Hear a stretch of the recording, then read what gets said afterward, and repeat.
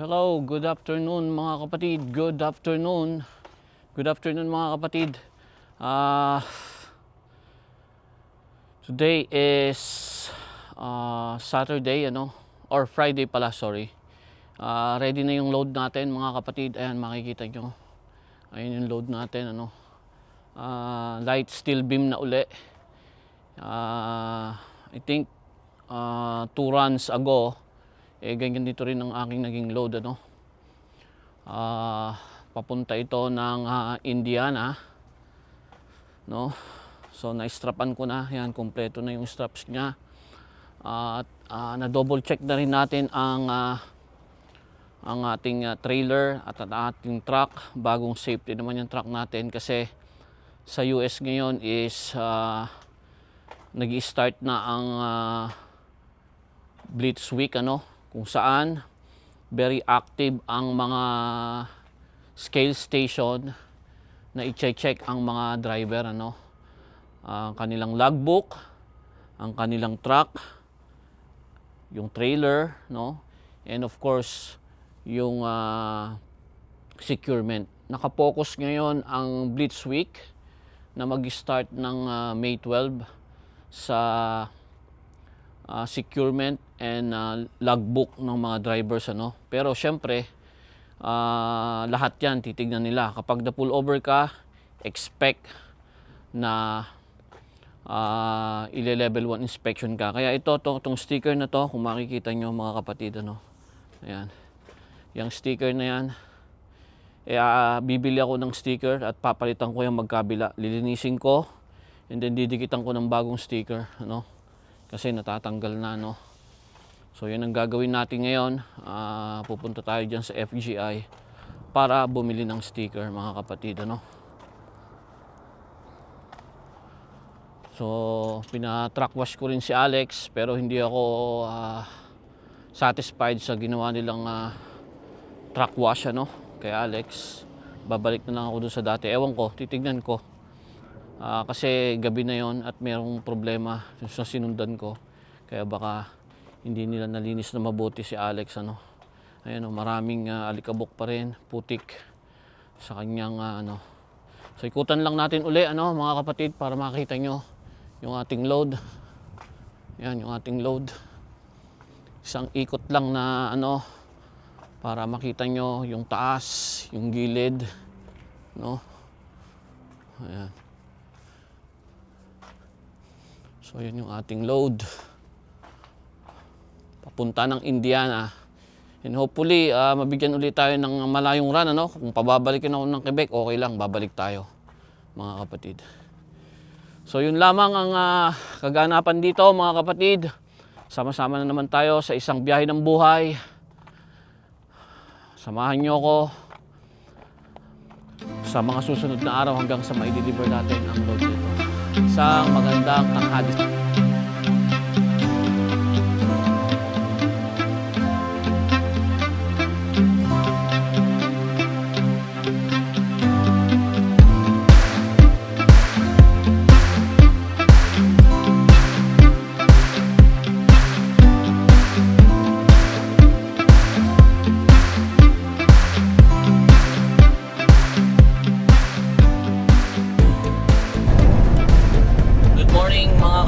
Good morning.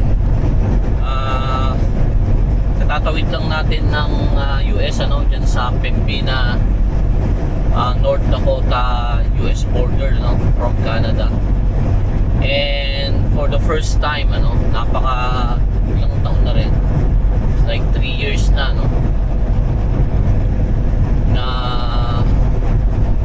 it's more than 3 years na, 3 and a half na actually, na paglabas-pasok ko ng US. This is the first time na in-inspect ang loob ng truck ko,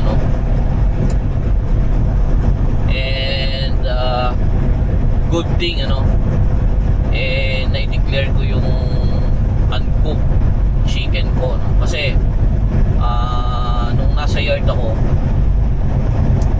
minarinate ko na siya, habang nag-strap ako ng load ko, kasi sabi ko lulutuin ko habang nag-strap ako, kasi nga bawal hindi siya naluto, hindi mo siya pwedeng ipasok sa US. Ang nangyari, napasarap akong nag-i-strap ng aking load, nakalimutan ko siyang iluto. And ngayon, pumasok ako dito ngayon sa border. At nung tinatanong na ako, parang nagtatalo yung isipan ko na sasabihin ko ba o hindi. But then, at the end, binanggit ko na meron akong sibuyas and meron akong marinated chicken na hindi ko pa nailuto sa.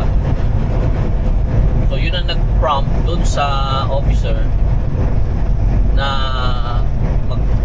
mag-park daw ako.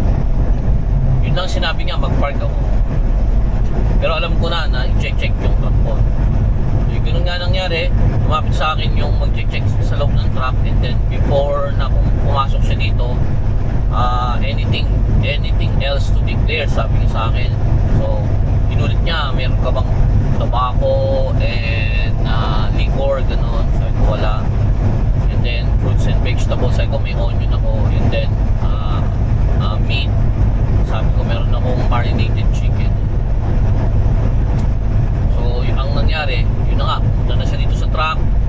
Mabilis lang, hindi naman matagal, siguro mga 10 minutes na naging check siya dito. Tinanong niya pala kung company truck or ako may-ari. Sabi ko, ako may-ari ng truck. Then pagbalik niya, ang dala-dala niya yung kimchi ko. Sabi niya sa akin, is this the chicken? No sir, that's kimchi. Sabi ko kanya sa akin, okay, so where's the chicken? Oh, it's already in the pot, sabi ko. It's inside the pot, inside the fridge. Because I supposed to cook it, but I forgot, sabi ko gano'n. Okay, binigyan niya ako ng ziplock, no? Get the chicken, lagay ko daw doon sa plastic, and then bring it to them. O gano'n nangyari, so kinakabahan ako tuloy. Akala ko, baka mamaya ipe-penalize ako, no? May penalty, no? Kasi nga. Pero although ang protection ko is i-declare ko siya, no? Hindi ko naman itinago, i-declare ko sa kanila na meron akong uncooked chicken. So yung binalik ko na, i-hand over na sa akin yung passport ko tsaka yung mga documents ko, no? And then yung copy ng mga hindi pwedeng ipasok. Sabi niya, next time, sabi niya, read this document, these items, and for you to know what are the items that you cannot bring inside the US in the border. So yun, wala naman tayong penalty, but then of course kung maalala nyo si Boss Marco, si Pinoy Tracker, lagi siyang nag-check dahil sa fruits, baka ganun na rin ang mangyayari sa akin. Huwag naman sana mga kapatid, kasi malaking abala yon. Kasi for example, marami silang chine-check, so nakapila ka at least 45 minutes ako naghintay doon kasi nga may chine-check pang iba bago ako. Pero yung actual inspection sa loob ng truck ko, it took 10 minutes lang. So yun, magsisilbing aral, no, sa akin na I don't know, let's see sa sunod na pagpasok natin is ipapapark ba ako uli at i-check uli kung nagtanda na ako, no? Baka meron na yan marka sa aking sa aking pangalan na every time na papasok ko kailangan nila ako i-check, no? But it is what it is, mga kapatid, no? Nakalimutan kong iluto, wala akong magagawa. Ganun talaga. So yun lang, tuloy-tuloy ang ating biyahe. On the way na tayo sa ating drop-off location, 1,550 kilometers away dun sa yard. Nandito na tayo sa North Dakota. Tuloy-tuloy ang ating biyahe. Isang magandang araw.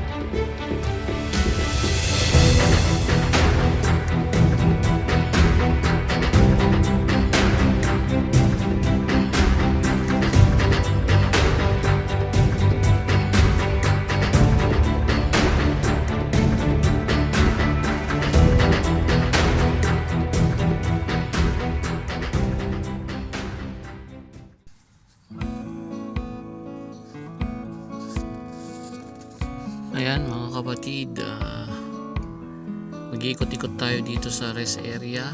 Ito yung rest area between state of Illinois at Indiana dito sa I-65. Yan, medyo tinetesting natin dyan kung papaano yung isang feature ng ating drone, which is active track ang tawag, ano. So sinusubukan natin kung paano gamitin, ano. Meron ako dyang audio, but then masyadong mahangin, so hindi ko na lang ginamit yung audio ko. So maganda yung place na yan. Ayan, tinuturo ko na wala pang masyadong truck, ano, dahil weekend, hindi masyado marami ang nagpa-park. So yung way na yan is papunta dun sa washroom, ano. And then yung sa likodan ko, yan yung going south ng I-65. Yung sa kabilang lane naman, yan yung pabalik ng Chicago, ano, sa Illinois. At yung mga paparating na sasakyan, yan yung papunta dun sa pupuntahan ko, which is Indiana. Nasa border tayo, no? Yan yung welcome center ng Indiana sa I-65 heading south, mga kapatid. Ang ganda na ng mga damo, di ba? And so far so good yung ating drone. Yung active track na is nag-work, ano? So pag nag-bike tayo later sa mga lugar na walang masyadong tao, no? Kasi hindi naman tayo pwedeng mag-drone basta-basta lang, ano? Dahil meron pa rin mga restrictions. Pero kung makikita nyo, napakaganda ng lugar, no? Ang sarap maglakad, nakakalungkot lamang nga at ako'y nag-iisa. Hindi na ganun kalamig, 15 degrees Celsius. Medyo mahangin, nakikita nyo yung mga damo, gumagalaw siya. And yan, napakaganda ng truck stop dito, no, sa Amerika. Kung i-compare ko sa Canada, mas maganda, mas malayong maganda ang Amerika, no? And yeah, at least nakakapag-unwind ang mga truck driver kahit paano, no? Nakakawala ng pagod dahil may mga ganitong lugar kung saan pwedeng magpahinga, no? Medyo maglakad-lakad, makapag-relax after long day of driving, ano. Kung na siya.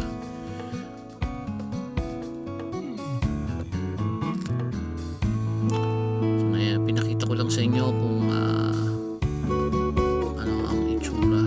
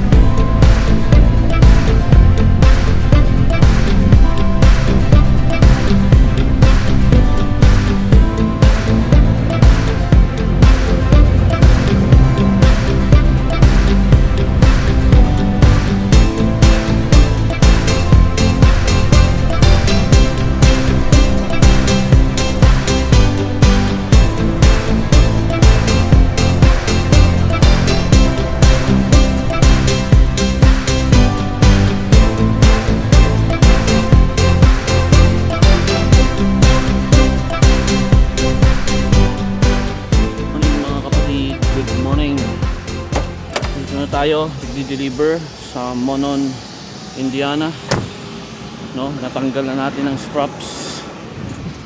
Ayan, ayan, ina-unload lang tayo, and then after nyan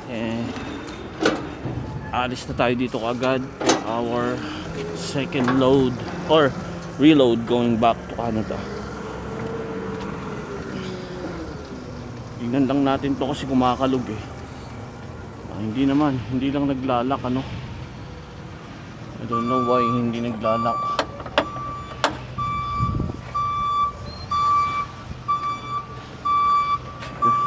Binabagsak ko na nga, hindi pa rin naglalak eh. Lak na ng husto. Yan! Marami ng bugs mga kapatid ano. Yan, dumidikit no. So yan yung nag-unload sa atin no, dito sa Monon, Indiana. Tignan natin tong ating mga gamit.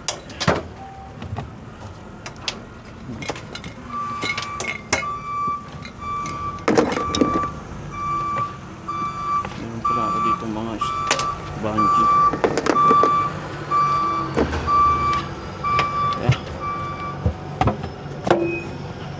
Balik lang natin itong mga to. And then okay na tayo.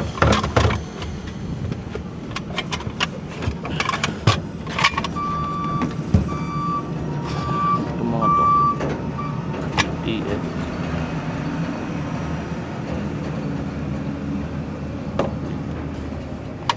Kailangan to eh.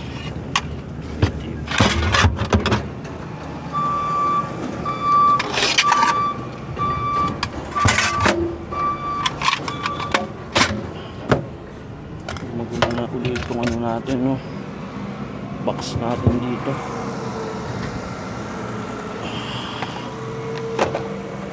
Okay lang yan. Ito yung plastic.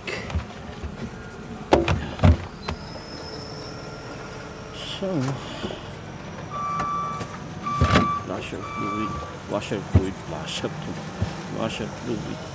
And then ito pag magagamit natin, yun muna siya sa ibabaw.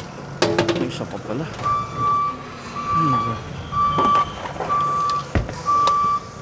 So ayan mga kapatid, yun lang muna mga kapatid ano. At hintayin ko lang matapos tayo ma-unload, then dyan tayo dadaan palabas uli ng gate no? At let's see kung saan tayo ipapadala ng opisina para sa ating reload pabalik ng Canada. Tuloy-tuloy ang ating biyahe. Huwag kayong magsasawang sumubaybay mga kapatid. At lagi nyo pong tatandaan, mata sa kalsada, kamay sa manibela. Manibelang Pinoy.